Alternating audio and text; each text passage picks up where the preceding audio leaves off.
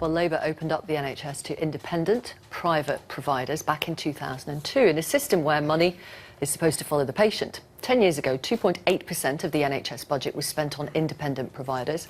Now that figure stands at 7.6%.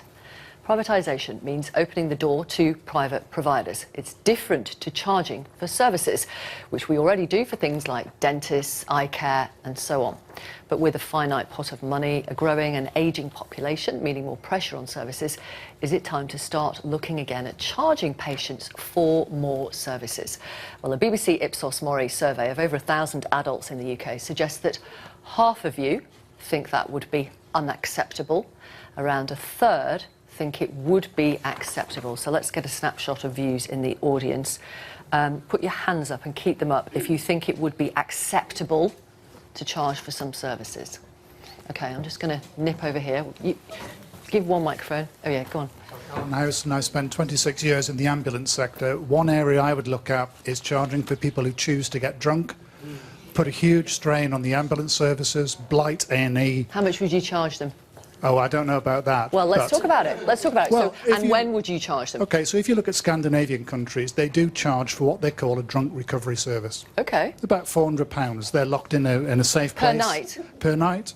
They're locked in a safe place, they're cared for, and next day there's a release fee.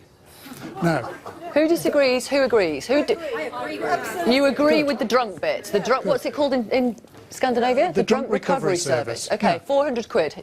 Do you agree or disagree, sir? I completely disagree. This is a Trojan horse argument. The NHS has been set up... Tell the gentleman here who works for Well, the I'll explain it to him. So they might seem like an easy target, but once you introduce the infrastructure for charging, this will gradually be extended to other groups like overweight people, people who smoke, people who injure themselves through skiing. But at the moment, the immigrants are being used to introduce charging. The cheapest way to raise money to fund a health service is through general taxation. Okay. Charging patients is classified as a zombie policy. It refuses to die. And what our Tory MP should be telling us is they're setting us up for an American-style insurance system. Either you can... There's two ways to pay charges. You pay out of pocket or you take out top-up insurance, and our politicians are afraid to tell us where they're taking us. Well, I'm going to ask our Conservative MP in a second, but I want you to argue the case for what you've just talked about with the gentleman here who disagrees. Sorry, what's your name? What do you do? Sorry, I'm Dr. Bob Gill. I'm a GP and I'm producing a documentary to explain this scam that is taking place.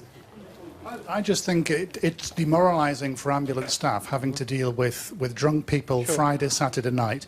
You ask about the morale of the NHS. They're having to deal with people because there's no disincentive for them to go out and get drunk. As a society, is that something we want to put up with? I take your point about it being a Trojan horse potentially. Yeah. But that's a very specific instance where it causes misery for the NHS and money. OK, but I am not advocating people get drunk and waste people's time. No. I don't advocate Can I just check, smoking has anyone either. here had an ambulance called after having had one too many or two too many or three too many? But this is a spurious argument. What we're having is demonising of certain groups of patients, and this will be extended, and we're falling into a trap.